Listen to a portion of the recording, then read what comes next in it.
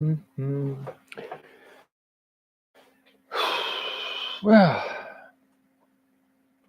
I might be a little late tonight. I got caught up in a YouTube asked me to answer some questions for an a survey to get a sense of my experience as a YouTube creator. I was nice. Um, yeah, I'm in a little bit better mood today than I was yesterday. I'll say that. I'm using the my usual setup here. I don't know why the other one wasn't working last night, and I'm not particularly interested in fighting with it tonight. So I'm going to do what I need to do to get these videos up. I'm thinking in the next day or so, I'll continue to do it this way and then try later in the evening to add like I may try to do this and then later, maybe not tonight because I got to go do some other things tonight, but do this and then try to do what I did last night that didn't work for whatever bloody reason. And I'm noticing that the first time it did it to me when I did the cooking show was a Monday night too. So I'm wondering if there's something about internet traffic on Monday nights in our area that interfere with the ability to send signals. Or I don't know. Maybe both my systems were just too tired for that night. I don't know. Because it worked pretty well for the of my trying to think. When I did the cooking show, the first night we had we lost about a 15 to 30 minutes of content that first night. And then every night after that, I would come out, I would set up my laptop over there on a stand. I'd set the camera up on the tripod looking over to where I was cooking. And I think it worked pretty decently after that from then on. I think it was just that one Monday where it was a pain in the butt. Because I know like what happened last night and what happened, well, maybe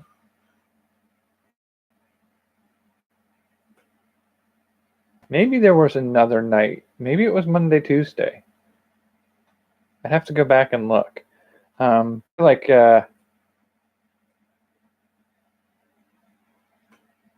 do feel like there were occasions when I was shooting the video where a notice would pop up on the screen where like I'm too busy doing what I'm doing to see the notice on the screen sometimes. Notice comes up and says something to the effect of difficulty with connecting or signal. And what hits me with that notice is where it cuts the video off. So like the second one I did last night, I did that for 15 to 20 minutes. You got 3 minutes, and right about that 3-minute mark is where I got that notice. It said difficulty with signal, but then it like a minute after it gave me that notice, it went right back to, and I still had the counter, the clock on the top corner here, counting away how far into this I was. And it was counting well past 16 minutes when I was doing it last night. But I felt like something wasn't quite right. And so I said, you know what, I'm going to hop out of here and see if we can figure out why it was giving me difficulty. I hopped out, did a little looking, and it only hits. And it didn't finish uploading anymore that I saw. It didn't record one lick past that 3 or 4. And at that point, I was just totally done with it. I did not want to fight with it anymore. And, I know that this works relatively well. I don't get any of those unable to upload or unable to connect or connection error or any of those kinds of messages. But I can't work on anything simultaneously. Otherwise, it's too much for this computer to do at the same time. So, like, it's possible that the best option might be to set up on this computer and see if I can get BuildBox on the laptop and play around with building the games on there. Otherwise, what I'm probably going to think about doing for the remainder of this week, because I don't want to just talk about what I'm working on. I feel like that's not the ideal. But the other option I have is potentially just doing this and talking about what I'm doing, and then afterwards, like tomorrow or Thursday, I can then try a second video to see if it works any better at doing some of the follow through and showing what I'm working on. I don't know if that's going to work or not either, but at least if I'm doing this part that works, it's somewhere, it's something. The actual screenshots just happen. It's just, I don't know. I guess we'll find out what I can and can't do with it. But in the meantime, I'm feeling a little better today too. That helps.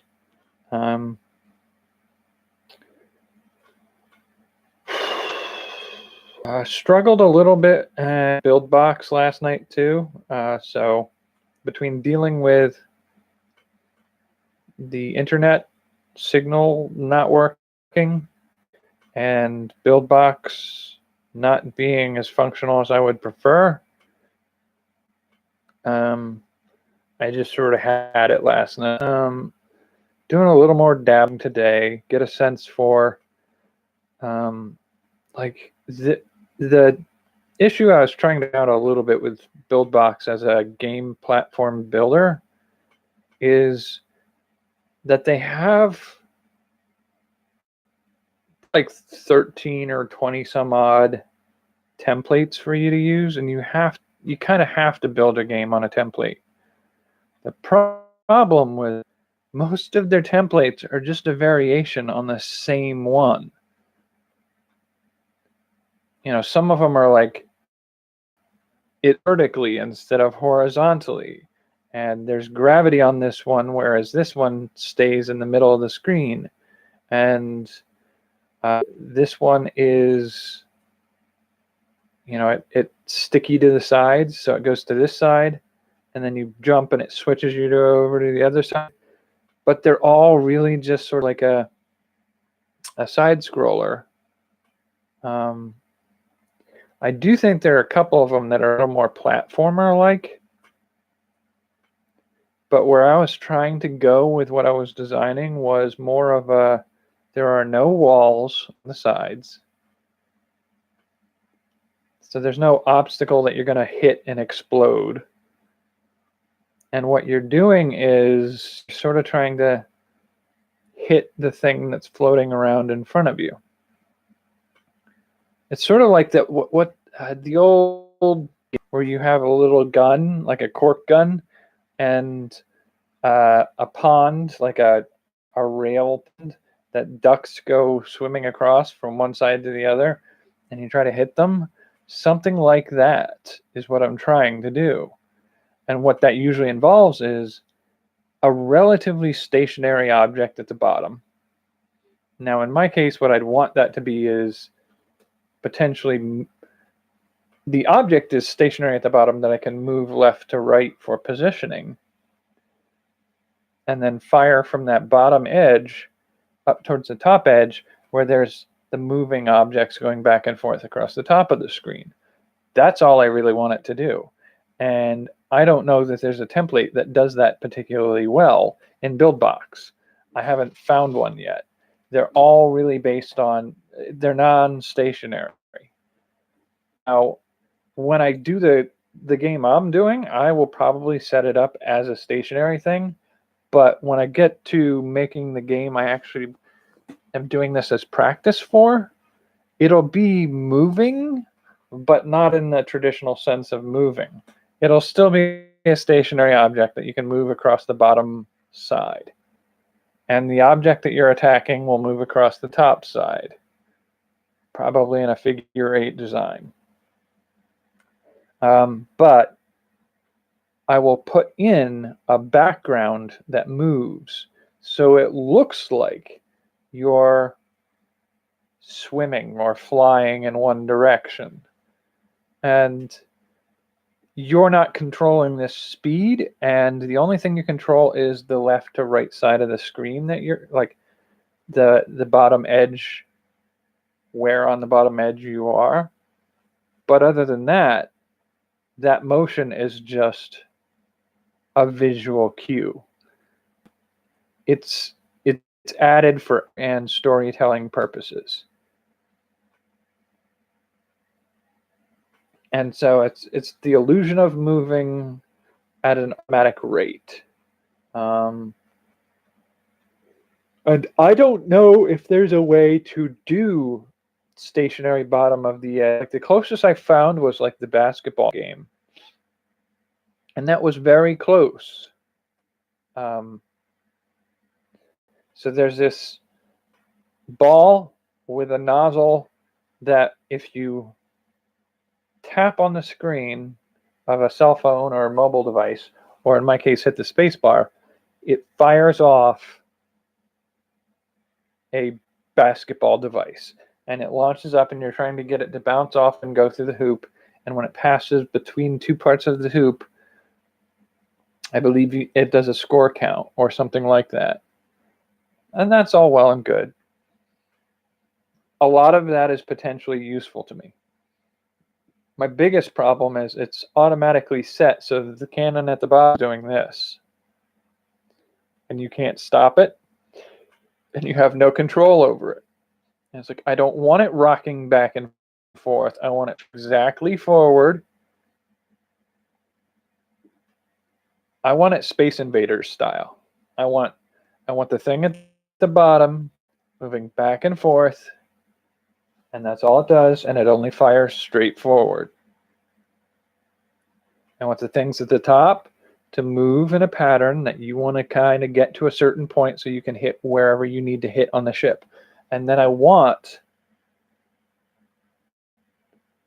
engines to be hit to accumulate damage to the point where you can slow it and then eventually bring it to a stop.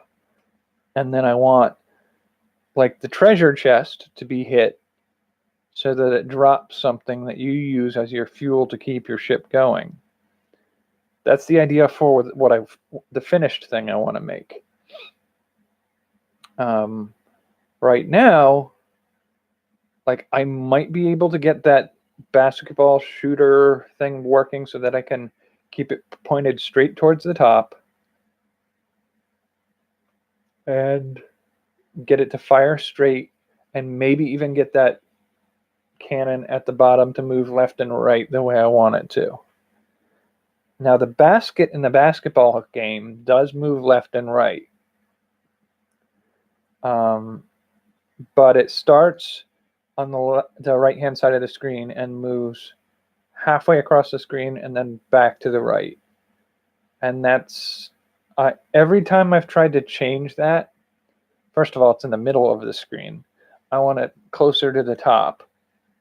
And every time I try to move all the components that make it do that, basket starts from the right-hand side, moves left, and then just keeps going off the screen, and then it's useless to me. And I don't know what feature is doing that. There's a setting somewhere in there that I can tweak. I just don't for the life of me know where that setting is. But if I can get to the point where I can get that basket not only moving, it'd be great if I can just get it moving left and right and settled at that point. If I can figure that much out and then get to the point where I can get it to do a dodge and weaving pattern to make it harder to hit, that'd be great. And then if I can get my ship at the bottom to do some animations and do some custom artwork for that. I won't do that for this first round, I don't think. My main goal for making the games this time out, just to see if I can get them to work the way I want them to work. And then I'll worry about adding the artwork, because that's really like an afternoon of just putting in custom work. I can do that. But getting the movement of all the components right is the tricky part. And I'm trying to think like what makes the most sense for, so the game that I'm using this component in is Captain Mr. Space Ninja. And so what I want him to be doing is in pursuit of an enemy ship, that if you shoot the middle of it, it drops essentially at this point fuel pellets for communication purposes. It's a little more complicated and weird if I tell you the whole story of it, but for the communication purposes of this, it's dropping fuel pellets. And so what you need to do is if you hit the middle of the ship and it drops fuel, you need to get down below and catch the dropping fuel pellet. And you take that fuel pellet and it fuels your ship for another 15 minutes or so. Not 15 minutes, 15 seconds or whatever, however long I can make that work. And so your ship is going to be sort of a jalopy. It's going to be a bouncing, rocking kind of, goes a little bit further and a little bit further. So I want that little bouncy animation to it. And I want that bouncing animation to also affect how easily you can target the enemy ship. I want that ship to not only be bobbing and weaving to avoid getting hit by your weapons, but I also want it, each time you do a rock forward, then the ship kind of goes higher up on the screen, and each time you rock back, it drops down a little bit more towards the bottom of the top third of the screen. And so I want that kind of, your ship's movement also affects your targeting. It's sort of like trying to shoot a bow and arrow from the back of a horse. As the horse gallops, you have to be able to target right with the bounce of the gallop. And I kind of want it to do that. So I'm working on trying to figure out did we lose you again? Trying to figure out the mechanics of getting it to do that. And I do think potentially, like, there's the traditional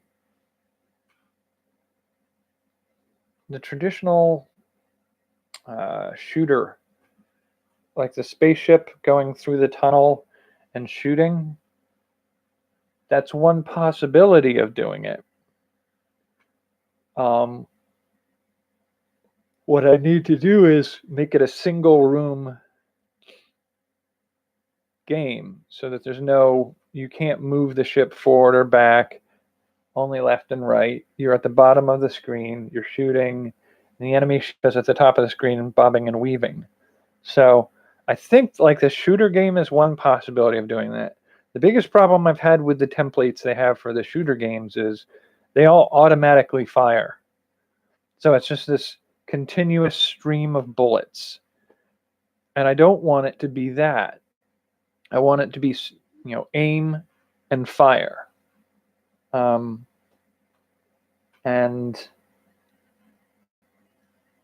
I think the other thing I want to do is I also, like, if I want it to be so that it's so difficult to catch the ship at the top of the screen, I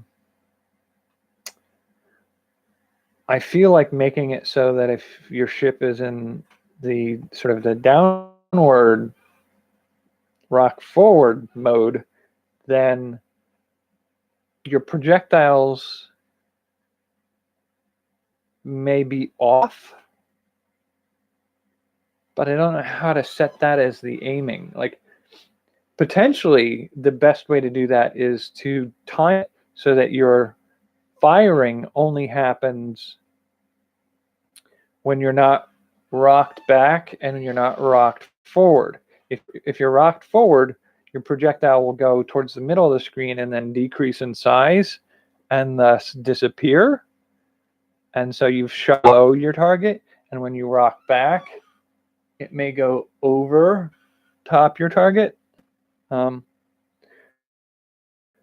that's a whole nother mechanism that may make it more difficult to program it, because as it stands right now, if you're at the bottom screen and you fire a projectile and your goal is to hit your target, if you hit, the way to designate hitting a target is if bullet object A passes over pixels from enemy object B, then it registers as a hit. And bullets travel pretty much in a straight trajectory, indefinite travel span. So if you want to do if you're rocking forward and you go underneath your target, then what you need to do is make it travel slower to give the impression that it's traveling a distance but not going to the object, and decrease in size the further it goes. That's like a special case scenario, like if this then that at this time, but then this time this then that, and then this time this then that. And I don't know if that makes, I don't know how easy that'll be. It's hard enough right now just trying to get it to figure out how to do ship at the bottom left to right and target at the top left to right. No moving background, no potential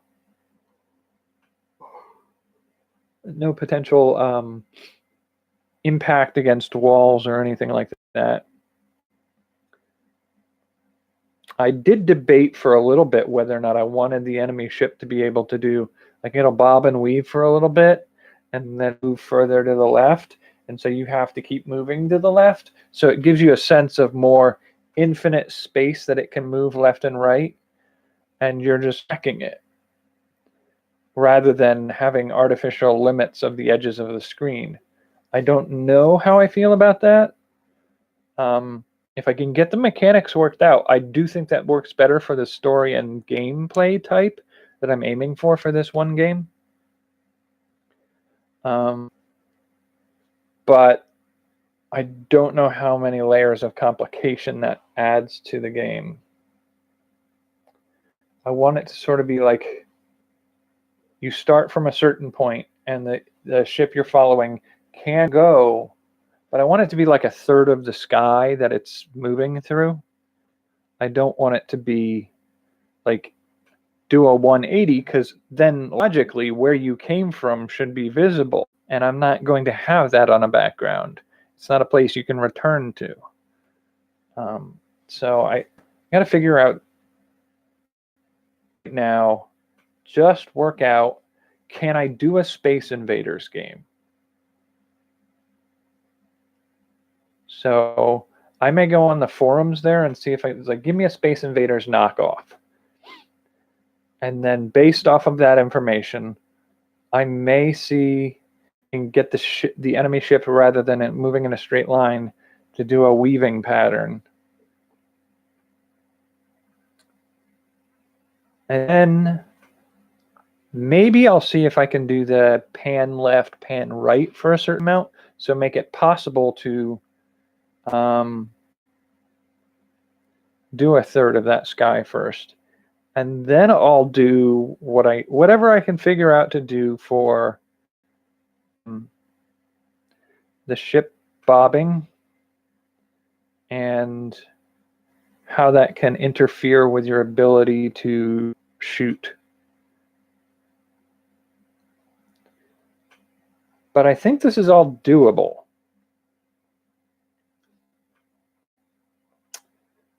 I do think the shooter game, I'm not sure yet whether or not I think the shooter game or the basketball game make the most sense for this, because the basketball game already has a lot of the features I want, but then it's got other things that are so complicated to get it to stop doing. I don't know. I'll see what I can figure out. I may just pull up a shooter game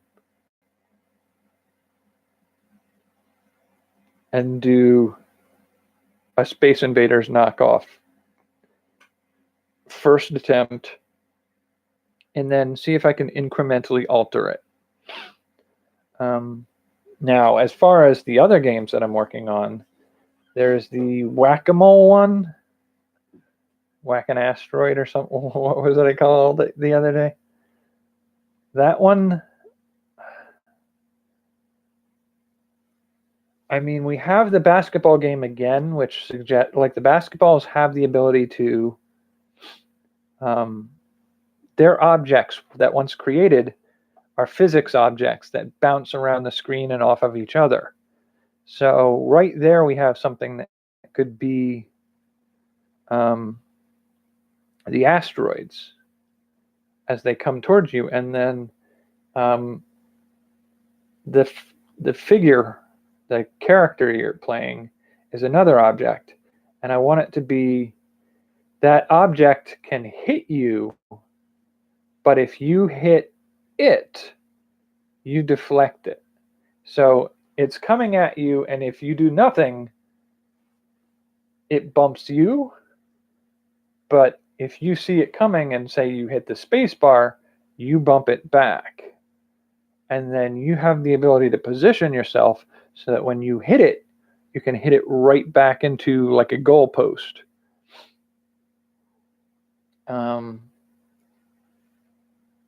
And then I think the third one after that that makes the most sense to try to do would be the edible ghost one I had,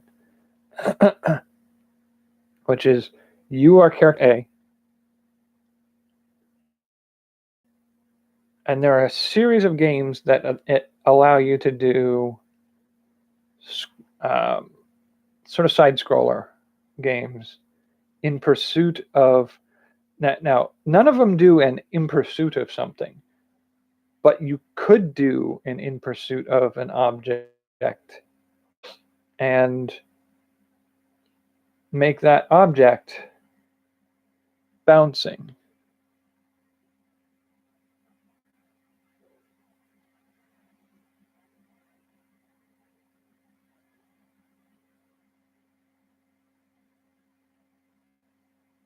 Okay, so I see you. I've seen your number in my count of viewers that appears at the top. So I've seen you be here. I did see you disappear for a little bit. So you may have gotten dropped at some point. I noticed it dropped to 0 and then came back. I saw your testing text. And I haven't had any signals tonight for me saying there's an issue. So, I mean, I know this setup usually works pretty well, and I don't get that signal problem thing come up. It's only when I seem to do that on the laptop that once or twice a week I get that issue. Because when we did the cooking, I used that laptop for the camera and the mic, and I think 1 or 2 episodes it failed.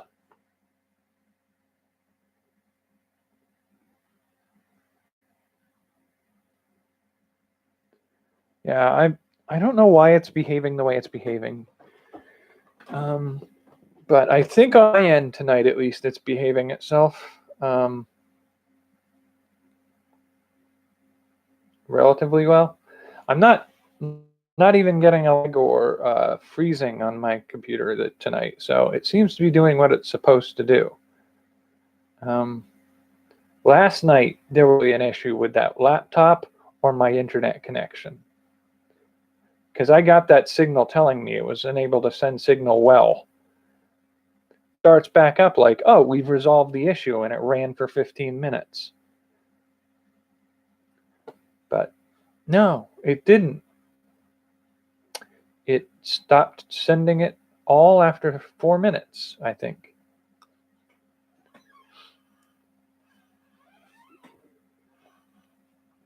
Which game? The BuildBox game building, or because I mean I'm pretty certain at this point I won't reinvest in BuildBox come September. I think it's great for simple games. And I feel like with time, I can push the edge of what I can do with it. But I distinctly feel like it's a very limited capability gaming system. It's really hard to make it do anything outside the templates they have. They've been showing off their 3D,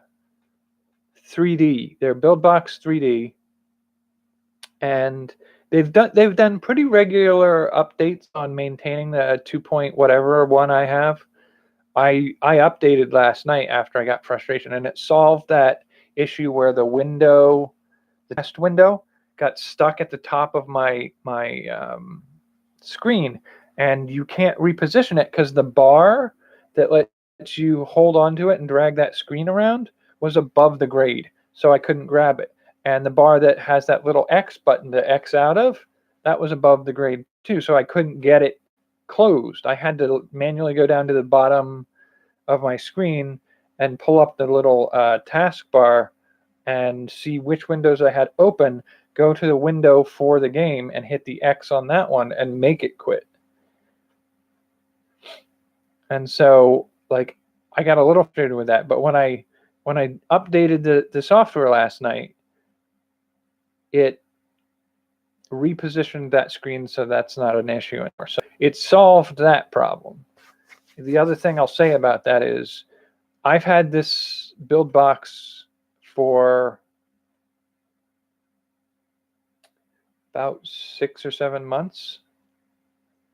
And no, I've had it since September. And so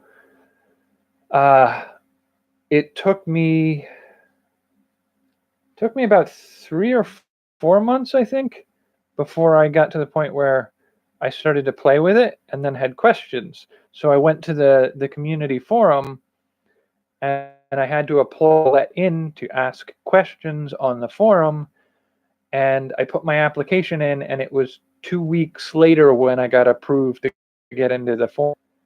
And so one of the first things I posted was my playtest window is stuck at the top, and I can't close out and I can't reposition it. My post is still there, completely unanswered. Nobody's acknowledged it at all. It's had several views, but nobody's answered it. And I think I posted one other question. I can't find it anymore. And as near as I can tell, I've gotten not a single notice that anybody's talking to me about it.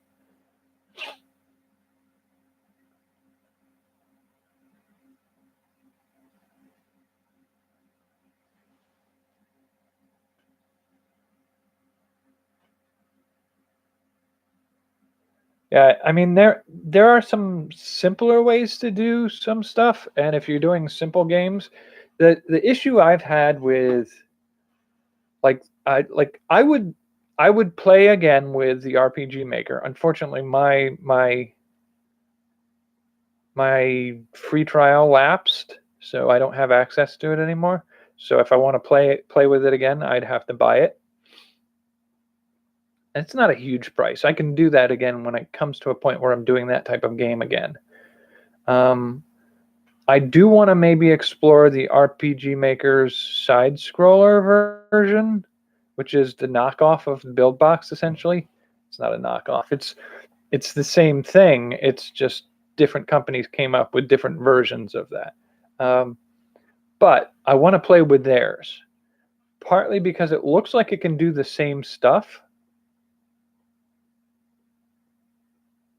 Yeah, there's the purchase price on the RPG Makers was the I forget the name of their platformer side scroller maker, but I think the price tag on that was like $65. I think. I don't think it was a yearly subscription. I think it was just a one-time purchase. I know BuildBox is a yearly subscription. You subscribe for a year, and it costs you 200 some odd bucks. And I'm like, it's not worth $200. I'm not paying that again. And I do think at certain times in the year, BuildBox offered the ability to purchase BuildBox with a one-time purchase, but it was like $9. I'm not paying $1,000 for this. I wanted to see how it works, and it cost me $200 to figure out how well it works, and I would say I'm going to get very limited functionality out of this. Just getting it to do what I need it to do, and then slapping some artwork, I could make some interesting games with it. But each one of them is going to be a variation on a template of the 20 templates they put out. And at that rate, like, your game is going to be the same as 20 other people who are creating games with it. It's not going to be distinct or unique in many ways. And so I struggled a little bit. The first game I tried to do with it was the zombie apocalypse game that I was playing with. And it's still a pain in the butt to get it to do what I need to do that. It's all about working out how to get the pieces to move the way you want them to when you give it the right cues to do it. And part of that is simply because BuildBox is built, near as I can tell, BuildBox is built around the idea of making games for your phone. So all the user interfaces for those games are going to be tap the screen, swipe the screen, and those are your interfaces. You get your characters or players or whatever to do whatever you need them to do for those. And so they're tapper games. They're swiping games. You can do a drag and move your character on the screen aspect of it, where to avoid obstacles, you have to move it by putting your finger on there and moving it around the screen. That's fine, but that's very limiting on what you can do with your games. Now, could I do the zombie game a little bit sort of in that way, where you have your zombie, you put your finger on it, and as you move it around the screen, the zombie follows your fingertip. And then if you want to pick something up and throw it, tap once to pick it up and tap twice to throw it. Like, I could maybe make that work. There's a little difficulty of like, well, how do you distinguish between walking and climbing over obstacles? How do you distinguish between picking an object up and then putting it back down again versus picking an object up and throwing it? How do you distinguish between, here's a thing that you could walk past or you can knock it over? So if you come to a point where there's a hole in the ground, can you knock over a crate into the hole so you can walk across the hole? Or can you just walk past the crate and just keep going? And it's just sort of like, with the means of interacting and controls in those games, they do have a feature that says to use the keyboard, and if you use these keys you can move the character left and right. That's cool and everything, but I haven't been able to get that to work. That was part of my frustration last night with BuildBox. Was I set them up to be keyboard controlled, so that I could use the left and right arrows to move the figure across the bottom of the screen. The game would start, the character would drop off the bottom of the screen, and no key that I hit made any lick of difference. And I found that if I positioned the mouse cursor on the screen and tap, suddenly the character moves. I'm like, it's set to keyboard, dude. It's not mouse, and it's not a touch screen. It should not be doing this. And so, like, the frustration I got with the fact that it's built to default to do a touch screen, and it's not responding to commands to change away from touch screen. That was like the final straw for me last night. I'm not as bad today, but I also didn't make this more complicated a setup than I needed to. If I had it to the screen and it did what it did to me last night, my temper would be very short. I'm sort of at the point where I just want to work on the game. And all this frustrating nothing's working right is interfering with my ability to design the game. So I want to simplify everything I can to get it to a point where I can just put this all together and make it work the way I want it to work. And then maybe show it off at the end somehow. But I like the design of BuildBox being built to focus on mobile games. I get it. That's how most kids are playing their games these days. And some of my games I wouldn't mind making viable that way. But I want something with more versatility. I want to be able to do unique and interesting things with the game that aren't restricted from being done because nobody's going to tap their screen on their phone that way. I'm like, I don't care. I want to be able to say, here are the 13 keys on your keyboard that you're going to need to use for this game. If that's the type of weird game that I'm building, I want to be able to do that. And BuildBox doesn't offer that. And the fact that I think it's IG Maker, Indie Game Maker from RPG Maker. I believe their version of that, even if it is a yearly subscription fee of $65, is what, 65? And I paid $200 for BuildBox. So BuildBox is what, 5 times, a little more than 5 times as much. And as near as I can tell, IG Maker looks like it's at least a little more flexible in what you can do with it. So I'm going to favor IG Maker,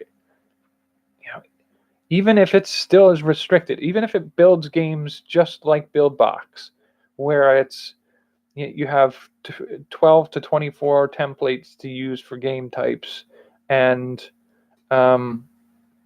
their default is to try to build games you can play on your smartphone or tablet. At $65 to use it for a year, that's a better deal. I'm pretty sure it's $65 for indefinite use, which is a way better deal. Now, I've heard some people talking on the forums saying that the IG Maker does fairly well for very simple games. If you start to push the edges of what you do with it, it'll start to choke and crash. But okay, I'll see what I can do with it. I mean, $65 is not a huge outlay for me to dabble with something.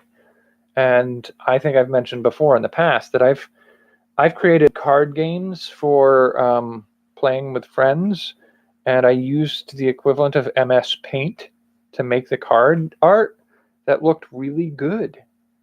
And I used it in ways that made it do things that other people wouldn't have thought were possible to do with it. So I'm pretty confident that if I can find what the limits are on IG Maker, I could probably use that fairly well. If it's an indefinite membership, I'm going to do that.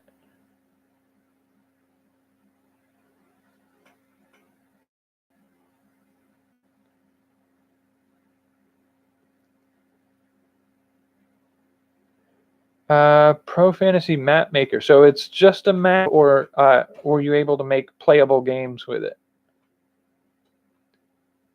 I think my first game I ever made was a Hyperstack game way back when.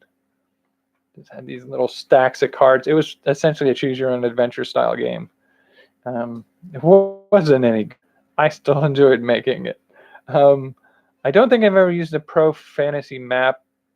I haven't used any real map maker stuff, although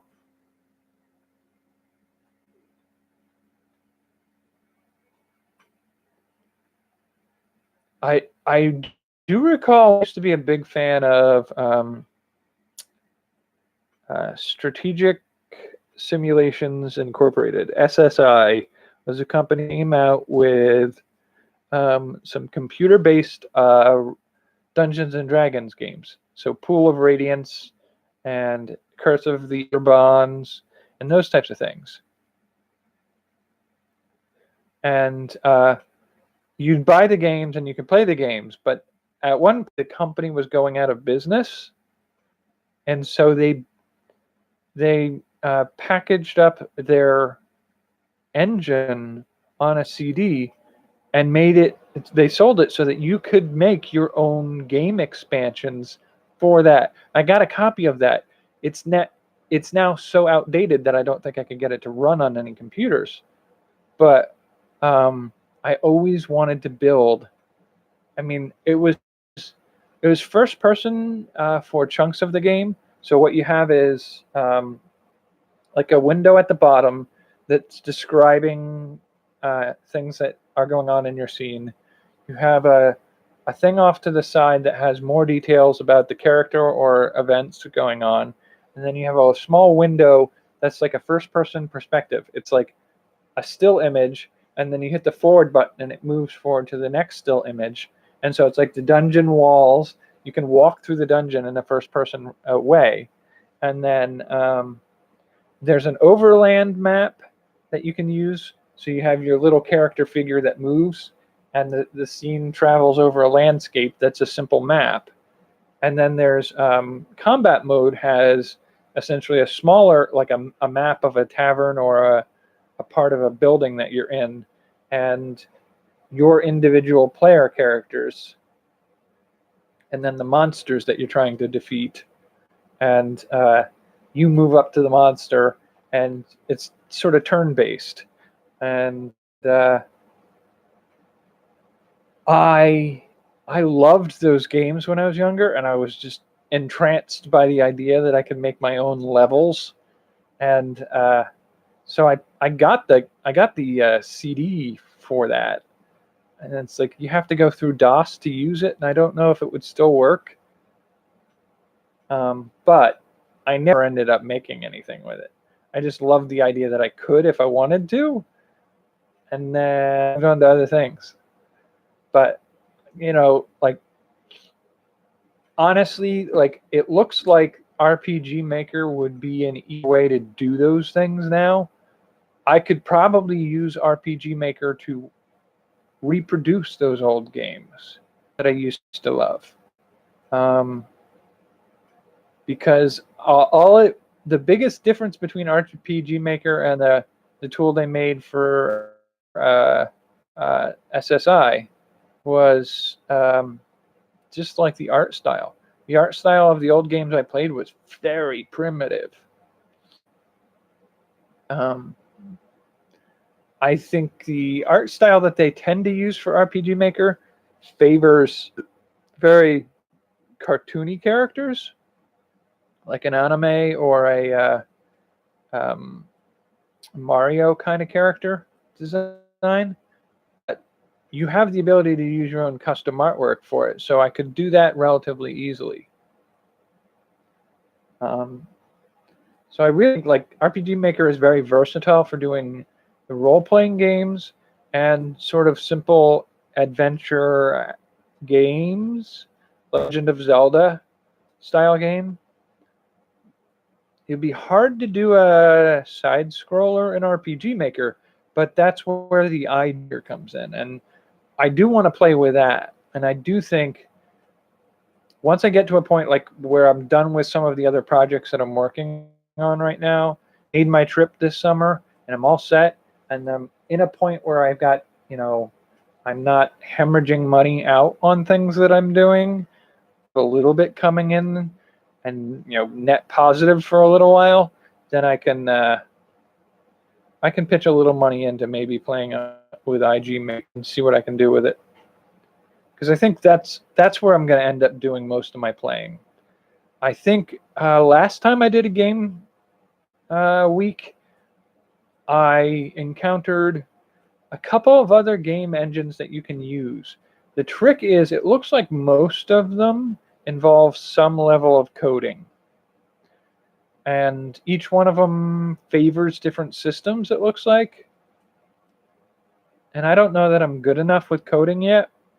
And if I'm going to do coding, I might just... I've got a book that talks about how to build your own game with Python.